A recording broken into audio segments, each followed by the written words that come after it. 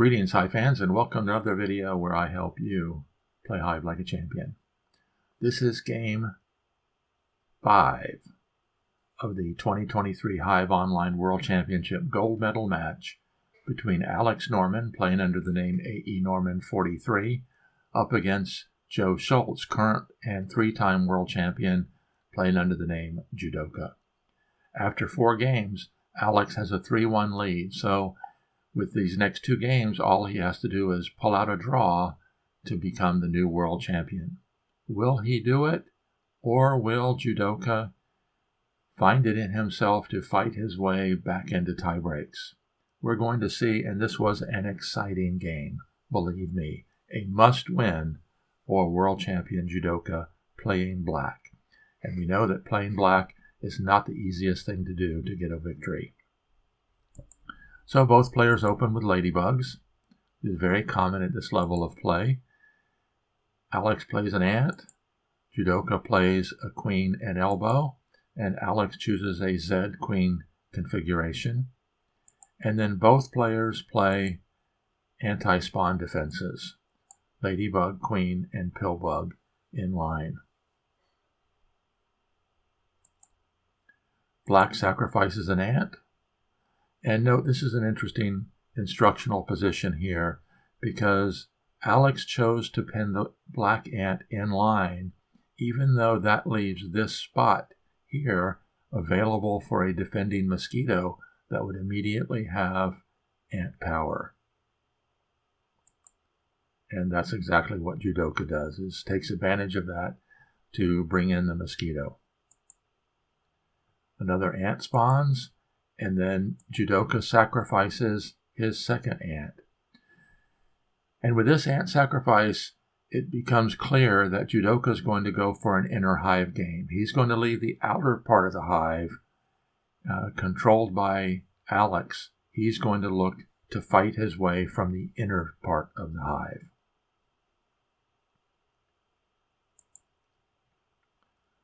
Third ant comes in, and the first white spider. And Frasco and I were live streaming this. If you haven't already seen it, you can see the link to the live stream right over there.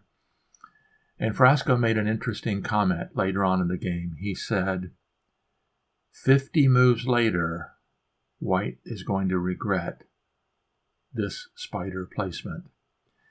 So let's see exactly what happened, and then we're going to go back and look at what could have happened. Jewdoka took advantage of this double pocket by bringing in a beetle, instantly giving beetle power to the mosquito, but it does allow his third ant to get pinned.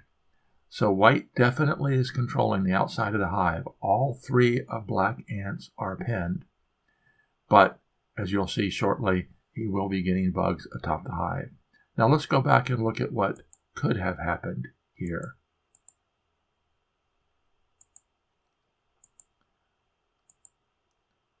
What if white chose instead to bring the spider in this position?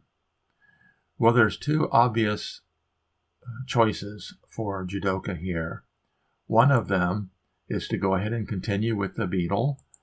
And now when the spider pins, you have a completely different scenario.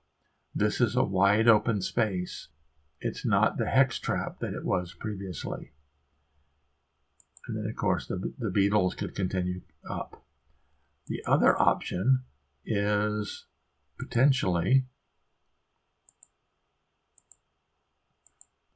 that black could instead pin the spider in a true pin against the white queen, still having time to get either the beetle or the mosquito atop the hive. So as Frasco said, 50 moves later, going to regret the placement of that spider.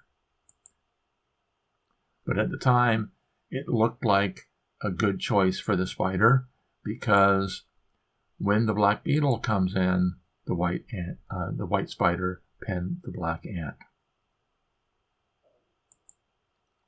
Sure enough, the beetle climbs up. The third ant comes in. The beetle moves forward, and black is threatening to qualify for the win here by immediately covering the white queen. So this is almost, not completely, but almost forced to bring in the mosquito. And you'll see the black beetle and the white mosquito facing off against one another over the white queen. They stay in this position for quite a while. The white mosquito is doing its job of stopping the black beetle from moving forward. The black spider spawns. It does a couple different things. One is it anchors down the defending white ladybug. It also threatens that if the white ant moves away, the black spider can jump out here and pin the white mosquito, so it's no longer able to recover the beetle if it were to cover the white queen. Very good use of a spider. The white ant pins the black mosquito. And of course, typically speaking, when you pin the opponent's mosquito and that mosquito has pill bug power, in this case it does, you have to be very careful that the mosquito doesn't immediately warp the ant into a position where the black mosquito would then be free and have ant power. Knowing this, Jewdoka no doubt realizes that white is going to use that ant as a anchor point, a spawn point, to start bringing in attacking beetles. Knowing this, black goes on the defensive, brings in a grasshopper. Sure enough, the beetle comes in and the grasshopper jumps over. And what this does is when the grasshopper jumps over, it puts the mosquito inside the pocket, and so now the mosquito is no longer pinned and can move. So if the black beetle moves forward, if the white beetle moves forward, the black mosquito can cover it. And this is a very instructional move here from Alex. If the white beetle covers the white ant and the black mosquito covers the white beetle, then you've got a net gain for black. One bug, the mosquito, even though it is a very strong bug, traded for a beetle and an ant, both of which have been immobilized. Knowing this, Alex instead moves forward with the beetle, and now when the mosquito covers the beetle, the white ant is free. And it swings around the hive, pinning the black spider, so the black spider can no longer come out and pin the white mosquito. Also, this is another good pin position, because not only does it pin the spider, but it removes this spot as a spawn point. Controlling your opponent's spawn points is critical. Black spider spawns, forming a ring. The ring is completely controlled by black. And then when the second white beetle begins its attack, notice what Jewdoka does. The pill bug moves away, breaking this ring, forming this ring, virtually forcing the white ant to move. Otherwise, the white ant could get warped into this position and basically would be useless the rest of the game. But this pill bug move also does another thing. It breaks the bridge. So if we go back a couple moves, notice how the bridge is here. So the beetle is threatening to climb up and over and get onto the pill bug and or the queen. When the pill bug moves, that bridge is broken, and now the trek begins for the beetle. It has to go all the way around. If it ever decides to drop down, that would form the ring, and black could immediately leave the white beetle pinned. This is a very instructional series of moves here. And this entire ring scenario, the breaking of the bridge, the forcing the white ant to clear this spawn point, all came from the black spider spawning in the ring. Excellent use of both black spiders, actually. Another very instructional move here is the black mosquito takes the tempo to go out and cover the white ant, which takes the white ant out of the fray. The white beetle moves forward, and the second black beetle spawns in the beetle factory right next to the queen. When the white beetle continues moving, black takes a tempo here to bring in a grasshopper, anchoring down the white ant, so now the black mosquito is free to move. White grasshopper comes in, threatening to jump across, which would do two things. One is it would create a bridge for this white beetle to attack, but it would also potentially free this beetle, which would be part of the ring. But black is not really concerned about that, goes ahead and attacks with the beetle. Grasshopper comes in, and the pill bug moves away. Now, what this does, a couple different things, is not only does it provide a pocket around the ladybug, but it also, now if the white beetle attempts to come across, the pill bug can warp the queen out to here, leaving the beetle stranded, and there's no bridge for it to cross. So the white beetle just continues its trek around the circle. And finally, we have qualification for the win. The second black beetle covers the white queen, and the white mosquito, which has been sitting there in defensive position, immediately recovers. And this is another excellent move. It just seems like there's one excellent move right after another coming from world champion Joe Schultz. The mosquito does a conversion here. It converts to an ant. And nothing can stop one or the other of these two bugs from being free. Alex elects to jump across with the grasshopper, leaving the ant pinned. When the mosquito moves, the white ant will be free. And as we mentioned earlier in the broadcast, white is fighting from the outside in, black is fighting from the inside out. And we're going to see, is world champion Jewdoka's inner hive game going to pay off? The mosquito attacks. The ant pins the grasshopper, and the mosquito climbs atop the white mosquito, setting up a direct drop spot here for the final black grasshopper. White spawns a spider, and you may ask yourself, why in the world is white spawning a spider way out there? Well, the answer is this ladybug, when it attacks to here, would form a ring, freeing the black ant. The white spider, when that happens, can move in, keeping the black ant blocked in place. The black grasshopper does the direct drop. And another very, very instructional move here from Jewdoka. Previous to this, the white pill bug was mobile.